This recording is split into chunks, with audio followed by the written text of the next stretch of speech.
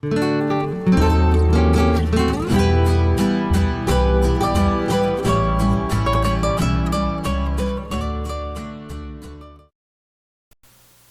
year was 1981. Ronald Reagan was the president. Gasoline was just about $1 a gallon. IBM sold its first personal computer. And in 1981, Patty and I arrived as new missionaries in Mexico. A lot has changed in the world in those last 45 years, and I'd like to tell you a little bit about what's changed in our life. Our ministry is church planting. We've been blessed to establish 7 churches in Mexico, and those churches have multiplied and are now 11. You plant churches first by sowing the seed in the streets, in homes, witnessing for Jesus wherever the opportunity arises. The children's ministry is a great place to plant the seed of the gospel.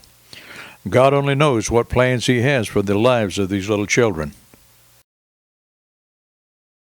For many years, Patty and I operated Tejaban Youth Camp.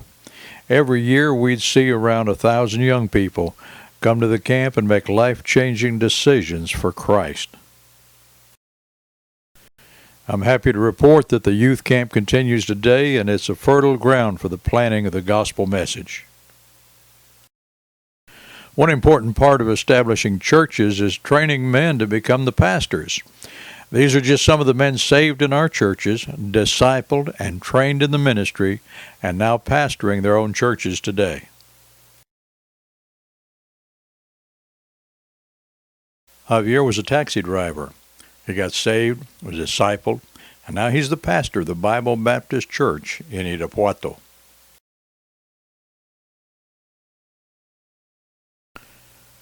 Carlos was a little kid in our children's church. He's grown now, he's married, and has his family. Carlos started and is pastor of a great church in the city of San Miguel de Allende. Elvira also has a tremendous ladies' ministry in the village of San Antonio Rico. Patty and I spent 25 years working in Mexico, but that was yesterday. Let me tell you a little bit about today. These days we continue to be in a church planting ministry. This time it's in Warner Robins, Georgia. We started the Cross of Christ Baptist Church in an abandoned school building, complete with leaky roof and squeaky floors. The people aren't just from Mexico anymore. They come here from all over Central and South America and even the Caribbean. In 1922, we were told the building we were meeting in was being sold and that we'd have to move out. We were desperate to find a new location. We didn't have resources for a new building. But in March of 2023, God miraculously gave us a new facility to meet in.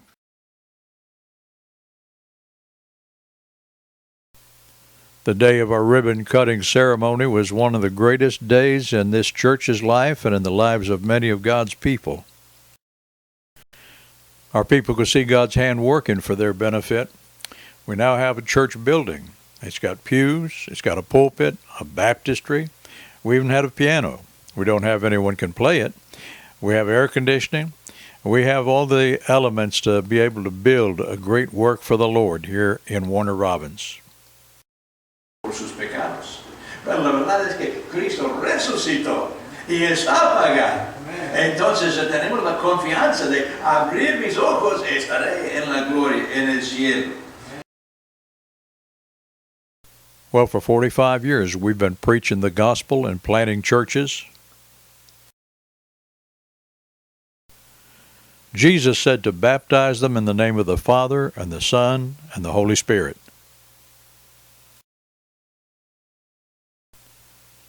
Teaching them to observe all things whatsoever I've commanded you. Now meet Isaac and Lydia. They're from Panama. They've been working in the church for several months. And Isaac is leading the church services while we're doing furlough work. And we're praying that God will make him the permanent pastor of the church. So what's next in our ministry? Let's take a look at what lies ahead. At 80 years of age, some say it's time to go fishing. But Jesus said, "Follow me and I'll make you fishers of men."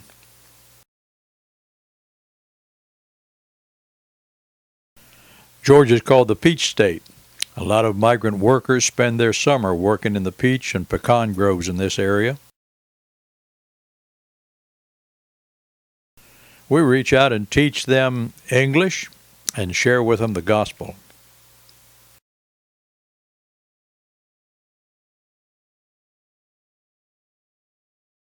While in Mexico, we had an extensive prison ministry.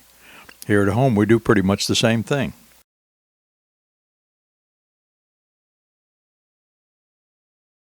The Federal Immigration Detention Center near Columbus, Georgia, houses around 2,000 detainees, and we have access to preach to every one of them.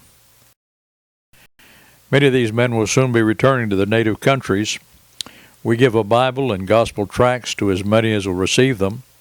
And thousands of Bibles have found their way into all of Latin and South America by this ministry. Houston Healthcare operates 9 facilities in the area, and I'm privileged to be the Spanish chaplain for each one of these locations.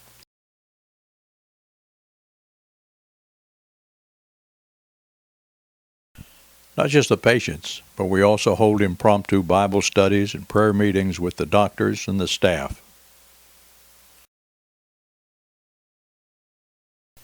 Immigration's a big issue these days. People from foreign lands are everywhere. You see them in your Walmarts. While they're here, they're in a field white unto harvest.